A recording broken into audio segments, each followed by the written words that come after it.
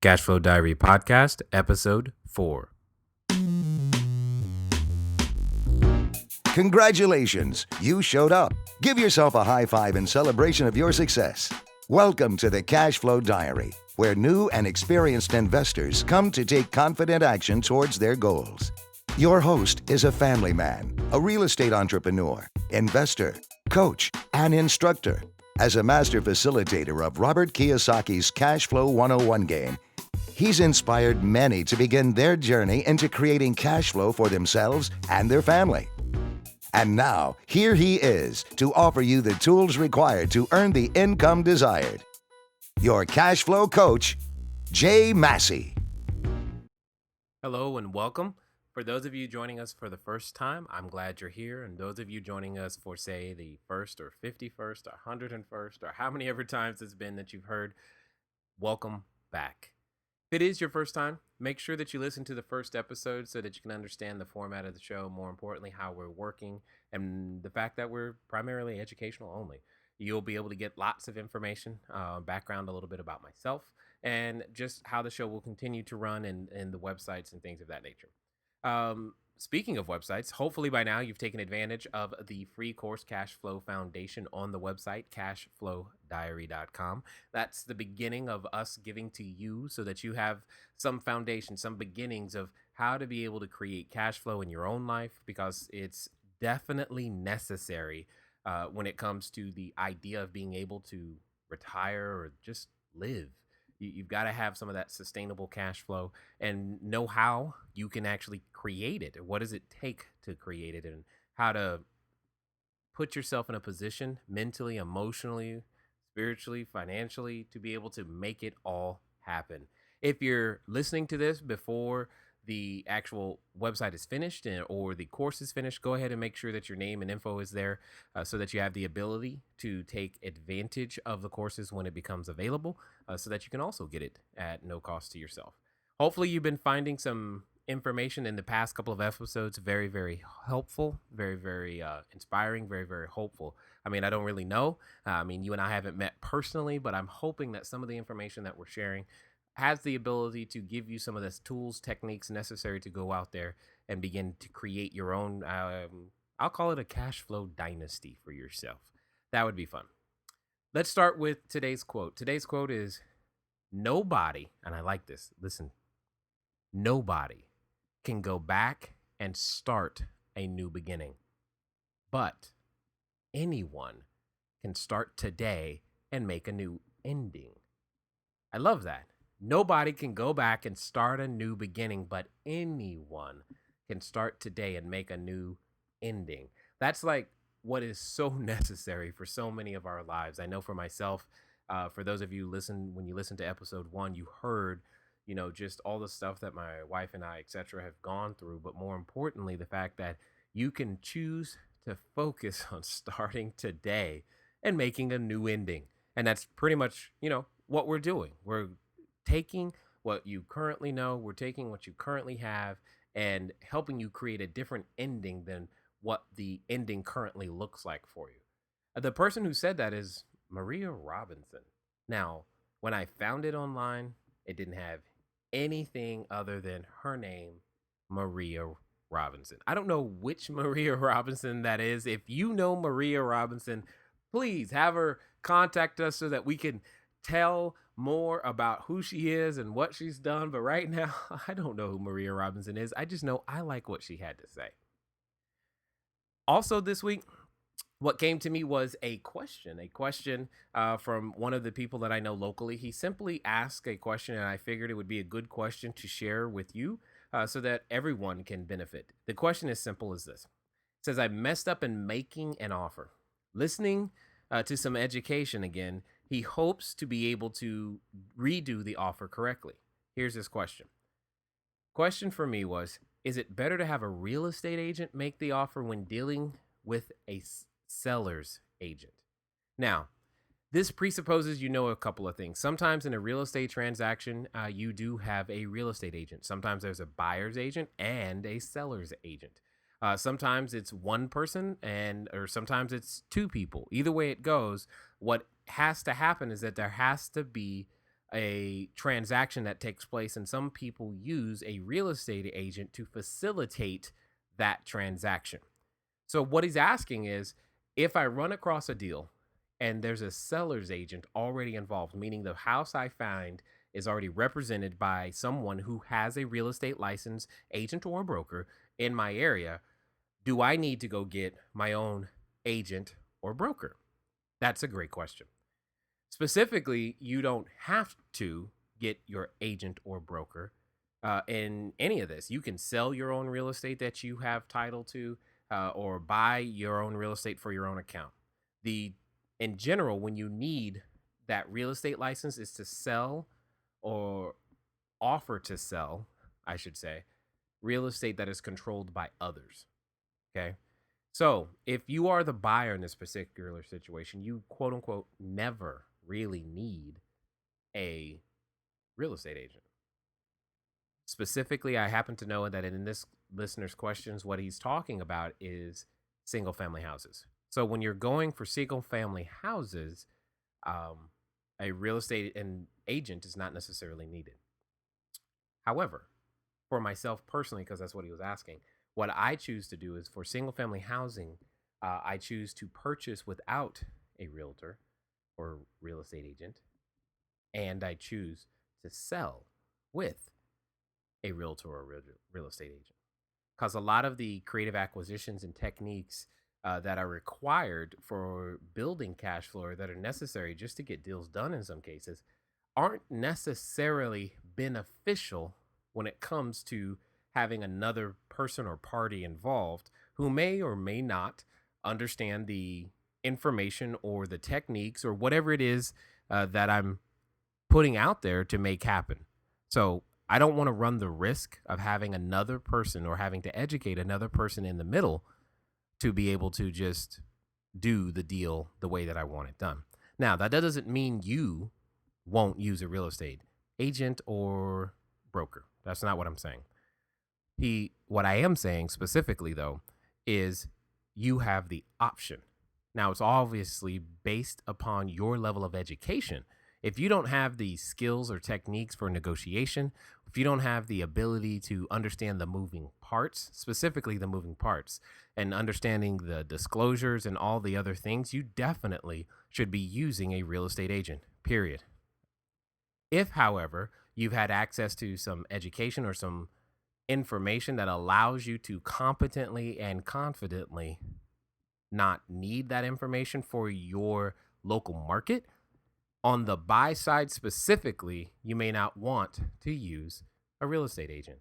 Another reason you may not want to use a real estate agent is simply because their compensation structure is usually, not always, because there are flat fee and other ways of compensating, but their compensation structure is usually targeted towards a higher price, as it's a percentage of sales. So a higher price actually helps them earn more money. Now, if it's one thing that you'll get from me, is that I enjoy actually paying quality, keywords there, quality team members for quality work. So I'm not saying you got to beat them up and try to get 0.5%, listing or representation. That is so far from what I'm saying. I'm not saying that at all. However, even if it is only a 0.5%, the amount of dollars that are allocated towards that 0.5% increase, the higher the price. Meaning, if I'm looking to buy, I want to buy at the lowest price possible. That's my thought process going in. So I need to make sure that I can buy at, a price that's decent enough to make the deal work for me, which may not necessarily mean it's in the realtor's interest. For example, how much time is it going to take him or her to close the deal and do the paperwork and handle and open and close escrow, arrange insurance and financing? I mean, they definitely work very, very hard for their compensation. So if, let's just say, and make up a number real fast, say you were buying a house and the entire house, the whole house cost 40 grand. Well, 6% of 40 grand really may not be a lot of money. And usually when it's a percentage of sales, so if you've got the seller's agent, they're going to get 3%, and the buyer's agent would get 3%. So we're talking like very little money. for what if it takes 30 days, 45 days, 60 days, 90 days? I mean, I don't know, but you've got to think about that at the same time. For me, I've had way more success being able, especially with single family houses, to go out there and represent myself on the buy side. And when it comes time to sell them, you either using a realtor or some sort of wholesaling technique so that you have the ability to go ahead and at least control and get control of the deal. Now, for commercial real estate, completely different story. Too many moving parts there. And I often recommend that everybody just use a commercial agent or a commercial broker in that regard, because there are so many many more moving parts that it's ridiculous. And when you begin to transact, say, apartment buildings or strip malls and those things, you'll begin to understand exactly what I'm talking about, because everything changes. And it's kind of like the wild west with very very little protections. And at the end of the day, you may not want the protections. All I'm trying to bring to your attention is that you have a choice. You can leverage the knowledge, time, and experience of someone else and add a fee or a cost. And there's nothing wrong with paying that cost, but also understand, what you're getting. What level of experience does that realtor have? Or, are they really good? Are they better as a buying agent, or are they better as a selling agent? Does that realtor themselves own property, etc.? Uh, Look and listen to the previous episode when we were talking about building teams for some of the other questions that you would definitely want to ask as well. Okay, so let's get over to our main topic for today. That is simply, we're going to talk about changing patterns, because, no matter how old you are, you have a pattern, from the pretty much the time you're born, right? You've got a pattern. You've got a pattern for eating. You got a pattern for sleeping. You like to wake up. Some of you know, hey, I'm a morning person. I'm a night person. I'm a midday person. I get tired at this time, etc., etc. But our patterns, those habits, those things are those concepts, if you will, are the actual driving force that begin to determine so many things about who we are and what we have available. For example, you may not have heard this before. I'm going to expand upon it a little bit, but it's called the process of manifestation. The process of manifestation. What it simply is suggesting is, how do things come into being? How does something come from nothing or a perceived nothing? Where does it start? What is the process, and how does it end? For example, it is stated that oftentimes things begin with a thought or an idea. You have a thought long enough, and what it begins to create within you are feelings. Those feelings persist long enough, and they become beliefs. Those beliefs grow stronger and motivate you to take action, and you create activity. As you go out there to create activity, you begin to develop and experience results. You get enough of those results, and what begins to form are habits. And enough of those habits, or repeating those habits consistently over time, they begin to shape your character. And then from your character, you reap your destiny. So it starts with your thoughts, begins and goes through the process of feelings, beliefs, activities, results, habits, eventually resulting in character and destiny. And when I say character, these are things that you are absolutely known for. For example, some of you are known for speeding. Okay. I know that in the past year or so, I've definitely gotten more than one speeding ticket, and I shouldn't have done it, and that was totally wrong. But I am definitely known for possibly, looking before I leap, or speeding, or jumping ahead in a lot of ways, because that's just part of who I am. In fact, I often tell people I'm the guy who is, you know how they say fire, aim, ready? That's how I describe myself. I'm more of a fire, aim, ready kind of person, more than a ready, aim, fire person. And some of you are ready, ready, ready, aim, ready, aim, ready, and then you completely change subjects and you never fire. But you get what I'm saying. It all typically starts with a thought that leads to a feeling that leads to a belief, activity results, habits, character, and then a destiny. What we must begin to do is to reshape all of those things and starting with our thoughts. And that's the whole point of this, podcast, cash flow diary, etc., is to help shape some of those thoughts that lead to creating the destiny as it relates to, owning business, being able to build or maintain or grow or own a portfolio of real estate or anything for that matter, because a lot of the techniques and a lot of the characteristics and thought processes, they transfer very, very well and they go all across the board. So these process, the process of manifestation, if you will, is something that we must pay attention to.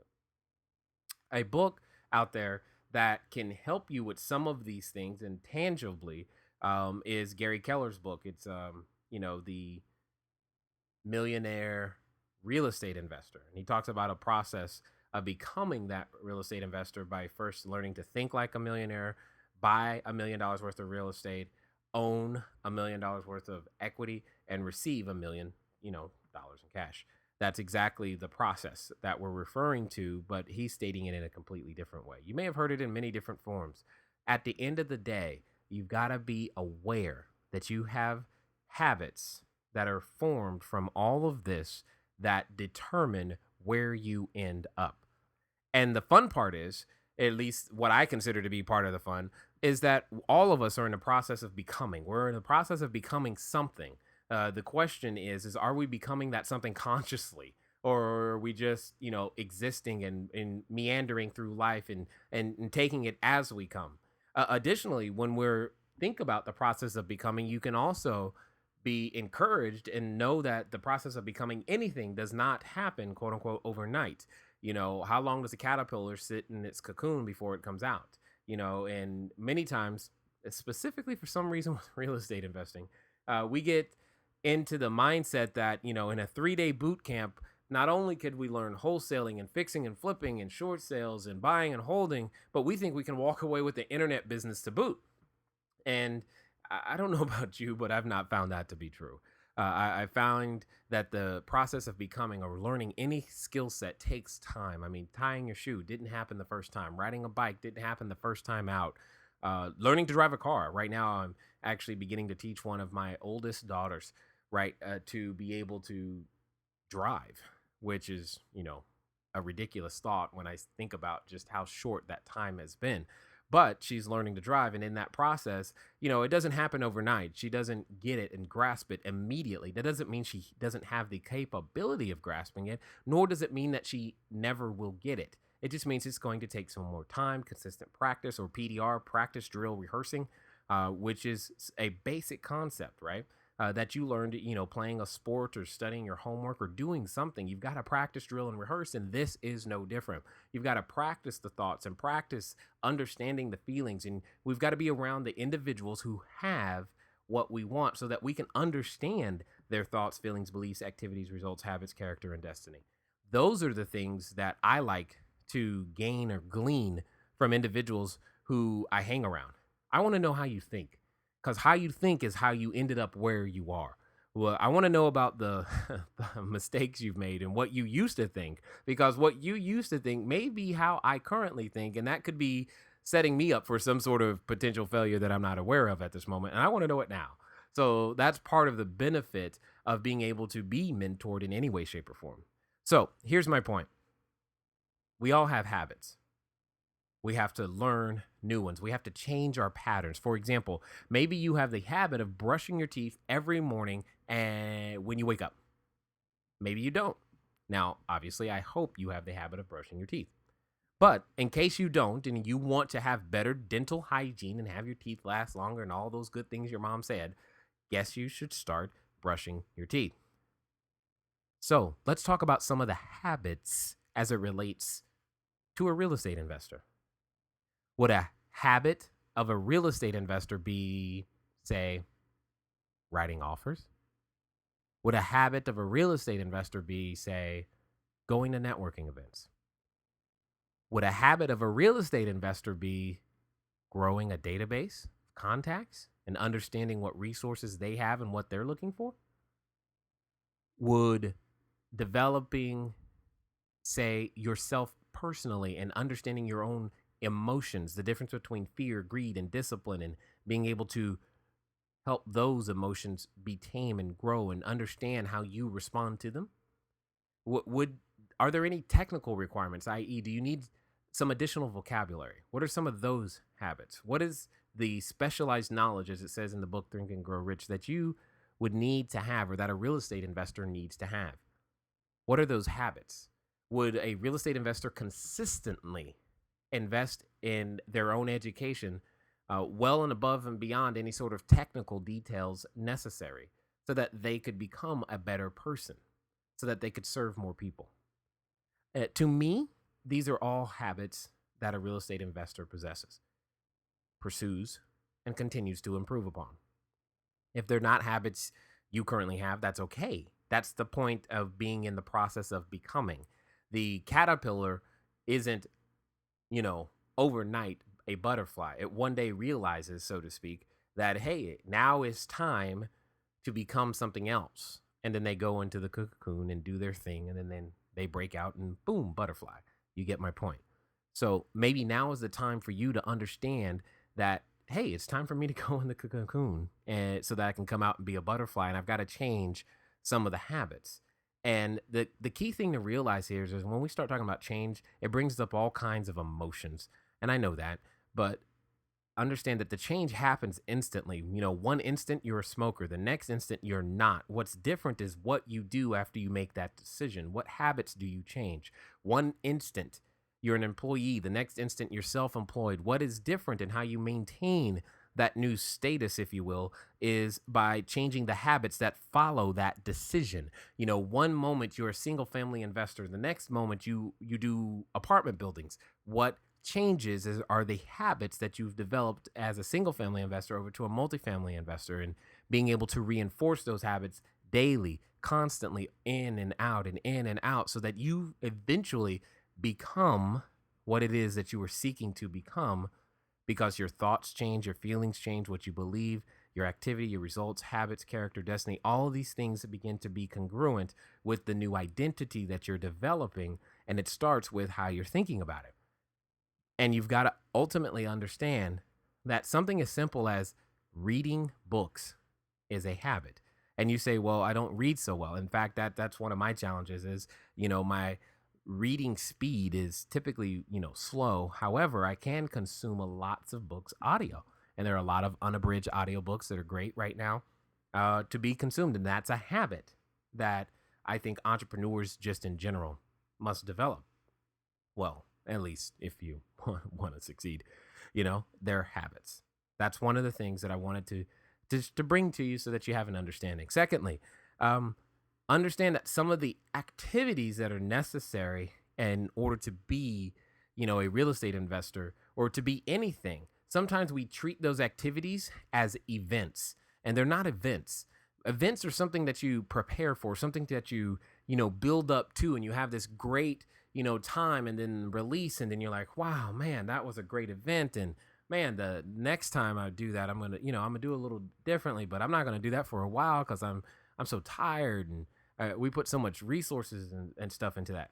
For example, here's an event that many people participate in across the world, myself included, and it happens every year, Christmas, right? That's an event. It happens once a year. You make lots of preparations for it, right? You make all kinds of preparations for it. You go places, you do things, you buy special food. You might even clean up your house special just for that.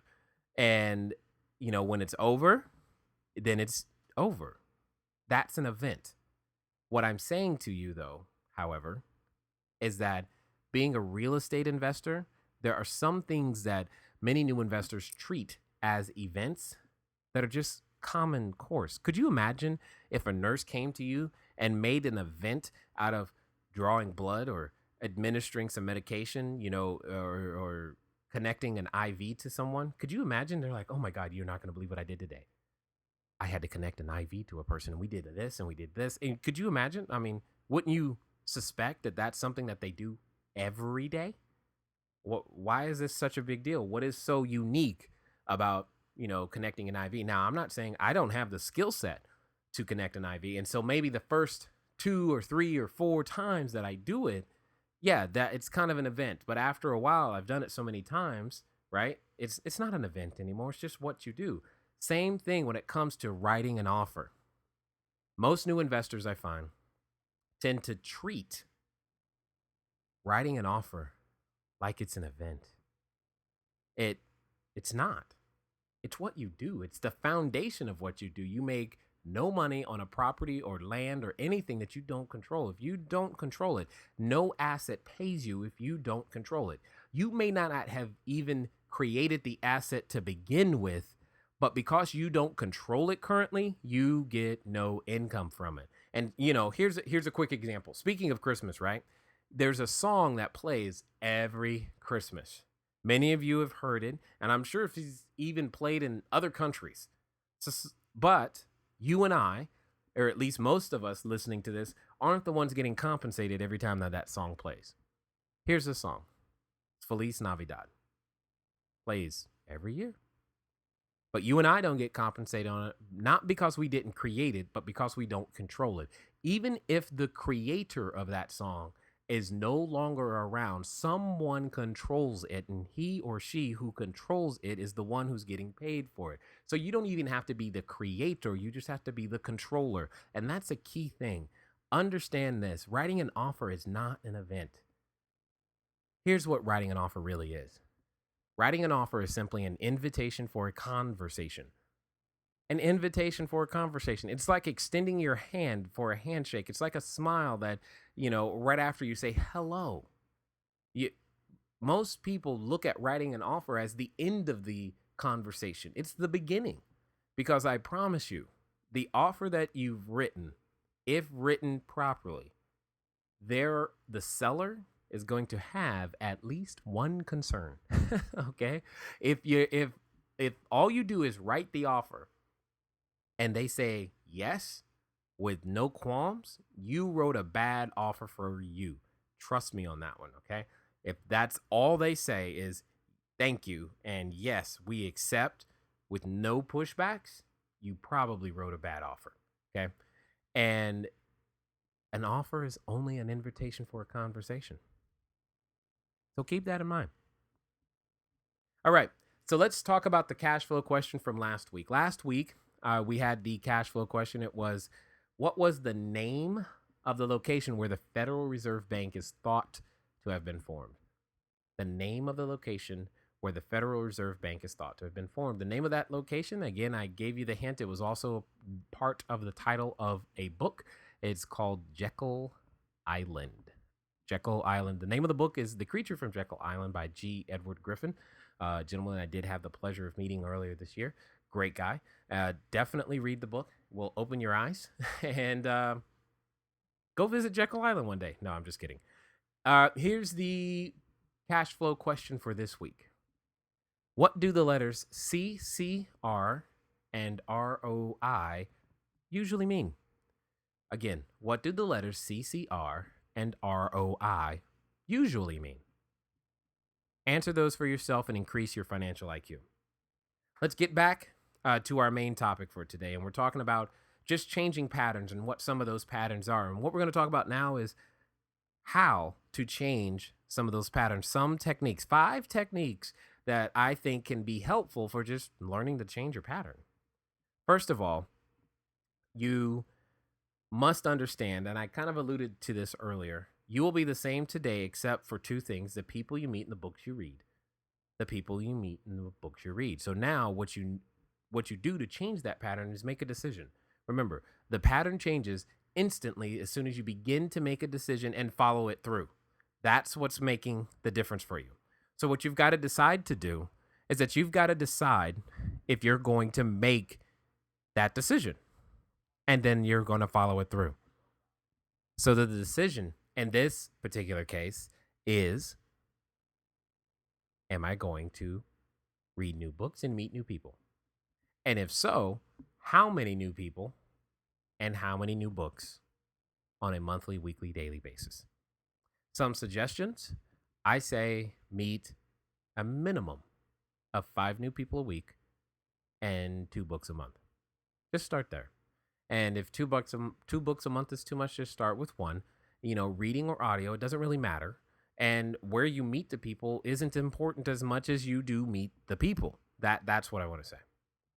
Another technique that I've used and have to continue to use is what I call trapping yourself into success. By trapping yourself into success, what you are really doing is you're communicating to anyone, everyone, and all the people you know what you plan to do. Yeah, exactly. You start talking to people about, hey, I'm going to do this. Hey, I'm going to start a podcast. Hey, I'm going to make a website. Hey, I'm going to buy real estate. I'm going to write 5 offers a week. I'm going to do whatever. One of the things that will work towards your favor is the fact that your friends will later ask you, hey, how's that thing going? And then you want to be able to be in a position to say it's going well, and this is what happened, and this is what this, and this is what that. Trap yourself into success. Here's another one. Develop and understand why, and more importantly, how important and impactful you could be. Many of your friends, many of the people that you currently hang out with are looking for someone to cheer on. They're looking for someone to be successful. They're looking for someone. They want to get behind someone and be on somebody's team and say, I know that guy. Here's how I know that. Many of you, maybe you've spent some time watching the Olympics. I know I have. It's been on every one of my computer screens. It's been on the TV, everywhere I go, my iPad, iPhone, everything I turn on is going to have something Olympic related, especially right now. I want to know. I want to see the stories. I want to understand the athletes. What did they persevere through? What did they overcome? I want to cheer. Do you ever even find yourself cheering? It's 2 countries you have no affiliation to, but somehow you find a way through the TV screen or through their story or through something the commentator says to begin to root for one or the other. It's simple. We're all wanting to root for people who have impact. We all want to secretly, I think, be people of impact. And when we begin to understand how impactful we can be and what is possible, that actually gets us excited and keeps us going and keeps us moving towards the goals that it is that we say that we want. The way to do that, and maybe a little shameless plug here, is to make sure that you take advantage of the free course Cash Flow Foundation on the website. That's why it's created, is to help you understand some of the things that are deep down inside, and most importantly, how those things can make you find the extra energy necessary to create a complete new entity, a complete new business, or another whatever, to be able to pursue your life's dream of dancing or art or whatever it is, so that you can make all those things happen, or just have a good business and have more time with your family. It doesn't really matter what you want to do once you have the asset and it's producing income. What is important is that you develop the discipline and understanding of what you're doing and why you're persevering through it, and the specific step-by-steps that you need in order to make that happen. And that's what Cash Flow Foundation is all about. Number 4, you must also understand, and this one's a toughie, you've got to accept and realize that your existing habits are a result of your best thinking. Your best thinking. That means that everything that you're currently experiencing in your life is a result of the best ideas you have ever had culminated into blah. And your blah is what you currently call life. Now you say, I don't like that. That's not my problem. It's yours. And we all have to focus on that. That is our problem. Just like it's mine. Everything that's happened in my life is, a result of my best thinking and implementation and skills and techniques. Here's why being willing to make that realization is important. Is because, like I said at the quote, right? Nobody can go back and start a new beginning, but anyone can start today and make a new ending. And one of the ways that you're going to be able to do that is to develop a board of advisors, pay for mentoring, attend more seminars, learn how others who have done what you're wanting to do, learn how they think. That's the most valuable piece. Not necessarily the skills and techniques and the way they do it, but how do they think? That's what you want to focus on. You want to understand, what do they believe about the marketplace? What do they believe about their service? What do they believe that compels them to continually act in the way that they act, and so that they can get the results that they do? Because that's usually what we're looking at. We're looking at the results after they've done a lot of work on their thoughts and their feelings and their beliefs and their activities and their character and habits and all this other stuff. And we go, I want that. But it starts way back at the beginning. And we've got to get to a point where it's okay that we don't have all the answers. I don't have all the answers. And I've got a great team. I love my CFO. I love my COO. They have some of the best ideas on the planet. My wife comes up with great ideas, especially when it comes to marketing and taking care of folks. She's really good at that. Who in your life can you go to for just simple financial advice? And I don't mean financial advice as in, hey, I'm broke and you're broke, so let's get together. I'm talking, the person that would be uncomfortable to talk to. Who do you know that earns 10 times what you currently earn, 5 times, 2 times, anything? Who's been able to do so, but they don't just earn more, but they earn more in a way that you respect. For example, it's easy to find be an employee that earns 30 grand and find an employee that earns 300 grand. Now, I'm not saying that person doesn't have something that he or she can teach you, but what I am saying is that you want to find the entrepreneur, especially if you're endeavoring to become that entrepreneur and you're currently the employee. You're looking for that entrepreneur that earns 10 times what you earn, and asking him or her, how did you do that? How did you do that way, in that format? Okay, so you want to do that. You want to be open to the ideas of others, because being open to those ideas, that's usually where the solution is. You got to let other people's ideas come in, germinate around, and make it better in your life. The fifth one is simple. I can't tell you right now what's on the radio. In my car, it has a radio, but I'm always listening to the podcasts or audiobooks or things that I believe will help me become a better, friend, father, husband, business person, etc. We've got iPhones and iPads today, MP3 players. There's no lacking of a device that can that can play what it is that you need to hear. There's no reason that can't be done. You jog or you exercise. Don't have a workout music tape. Have a workout audiobook. It doesn't really matter. There's a way to make it happen. But redeeming time in that fashion could help you begin to gain the thought processes of others, because that's what we gain when we read a book or listen to an audio program. And that's what you're gaining even by listening to the Cash Flow Diary. You're listening to the thoughts of others. When you read a book or listen to a podcast, etc., you're letting their thoughts in for the possibility of grasping onto just even one of them, so that thought can help you begin to create more of what it is that you're looking for in your own life. That's awesome. But you've got to do that now with intent. Well, shared with you a couple of things today, and here's the final thought. Many of us out there, we have a one day. We also have a someday. But right now, the only thing that we know we've got is today. See, a year from now, you're going to wish you started today. A year from now, you're going to wish you began or are already receiving the results that you're dreaming of. Hopefully, you'll be that person a year from now that says, you know what? It started because I was willing to begin to think differently.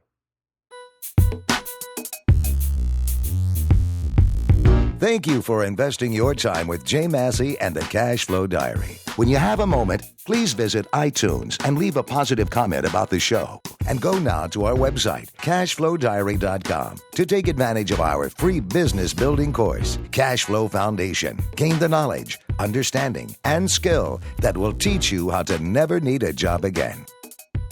Until next time.